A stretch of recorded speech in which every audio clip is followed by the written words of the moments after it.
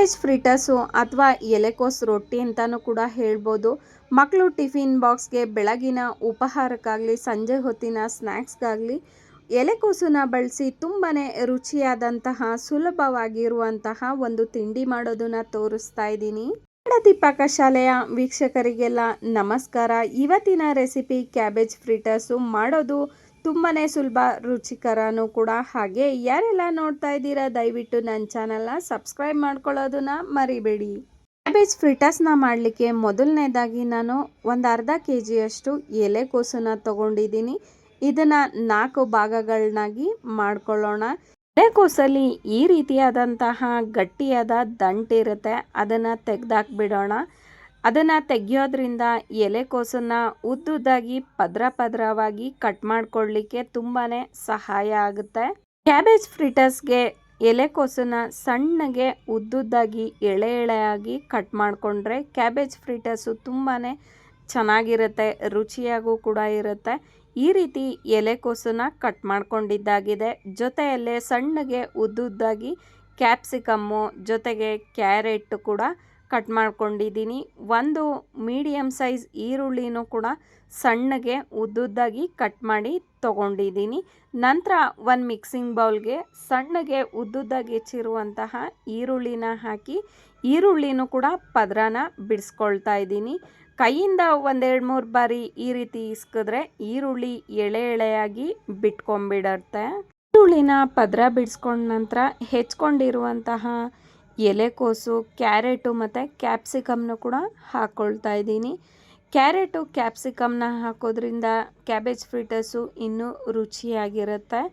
ನಂತರ ಇದಕ್ಕೆ 1-2 ಚಮಚದಷ್ಟು ಚಿಲ್ಲಿ ಫ್ಲೇಕ್ಸ್ನ ಹಾಕ್ಕೊಳ್ತಾ ಇದ್ದೀನಿ, ಅಥವಾ ಸಣ್ಣಗೆ ಹೆಚ್ಚಿರುವಂತಹ ಹಸಿಮೆಣಸಿನ್ಕಾಯಿನೂ ಕೂಡ ಹಾಕ್ಕೊಳ್ಬೋದು. 1 ಸ್ಪೂನು ಜೀರಿಗೆ ಪುಡಿ, 1-2 ಸ್ಪೂನು ಬಿಳಿ ಎಳ್ಳನ್ನು ಹಾಕ್ಕೊಳ್ತಾ ಇದ್ದೀನಿ.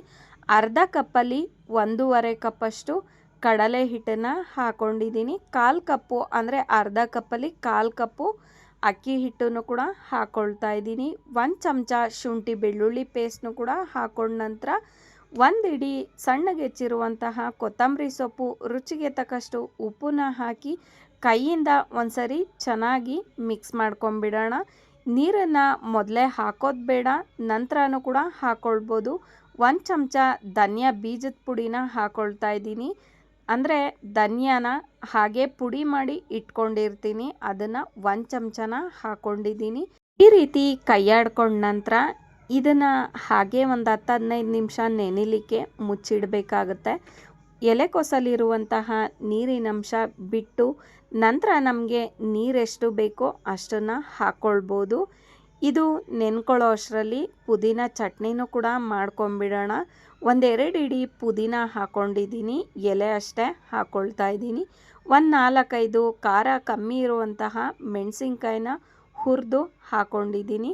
1 ಇಡೀ ಕೊತ್ತಂಬರಿ ಸೊಪ್ಪು, 1/4 ಚಮಚ ಜೀರಿಗೆ, ಒಂದು ಸ್ವಲ್ಪನೇ ಹುಣಸೆ ಹಣ್ಣನ್ನು ಕೂಡ ಹಾಕ್ಕೊಂಡಿದ್ದೀನಿ. ರುಚಿಗೆ ತಕ್ಕಷ್ಟು ಉಪ್ಪು, ಸ್ವಲ್ಪ ನೀರನ್ನು ಹಾಕಿ ನುಣ್ಣಗೆ ರುಬ್ಕೊಂಡ್ರೆ ಪುದೀನ ಚಟ್ನಿ ರೆಡಿ.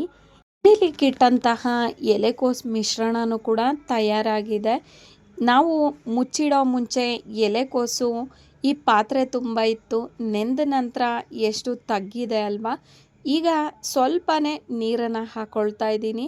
ಅಂದರೆ ಈ ರೀತಿ ಸ್ವಲ್ಪನೇ ಚುಮ್ಕಿಸ್ಕೊಳ್ತಾ ಕಲಿಸ್ಕೊಳ್ಬೇಕಾಗುತ್ತೆ, ಒಂದೇ ಸರಿ ನೀರನ್ನು ಹಾಕ್ಕೊಳ್ಳೋದು ಬೇಡ. ಎಲೆಕೋಸಿನ ಮಿಶ್ರಣನ ಆದಷ್ಟು ಗಟ್ಟಿಯಾಗಿ ಅಂದರೆ ಪಕೋಡದ ಹದಕ್ಕೆ ಕಲಿಸ್ಕೊಳ್ಬೇಕಾಗುತ್ತೆ. ಅತಿಯಾಗಿ ನೀರನ್ನು ಹಾಕೋದು ಬೇಡ, ಸ್ವಲ್ಪ ಗಟ್ಟಿಯಾಗಿದ್ದರೆ ಸಾಕಾಗುತ್ತೆ. ಎಲೆಕೋಸಲ್ಲಿ ಅತಿಯಾಗಿ ನೀರಿನಂಶ ಇರೋದ್ರಿಂದ ಕ್ಯಾಬೇಜ್ ಫ್ರಿಟರ್ಸು ಬೇಯಲಿಕ್ಕೆ ತುಂಬಾ ಸಹಾಯ ಆಗುತ್ತೆ. ಅದರಿಂದ ಸ್ವಲ್ಪನೇ ನೀರನ್ನು ಹಾಕ್ಕೊಳ್ಬೇಕಾಗುತ್ತೆ. ಅದಕ್ಕೆ ಎಲೆಕೋಸಿನ ಮಿಶ್ರಣನ ತಯಾರು ಮಾಡ್ಕೊಂಡಿದ್ದಾಗಿದೆ.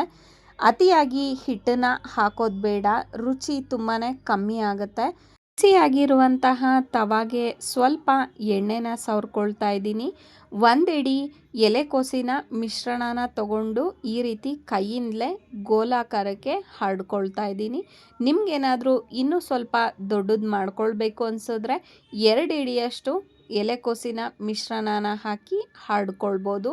ಅತಿಯಾಗಿ ದಪ್ಪದಾಗಿ ಮಾಡ್ಕೊಳ್ಳೋದು ಬೇಡ, ಎಷ್ಟಾಗುತ್ತೋ ಅಷ್ಟು ತೆಳುವಾಗೆ ಹರಡ್ಕೊಳ್ಬೇಕಾಗುತ್ತೆ.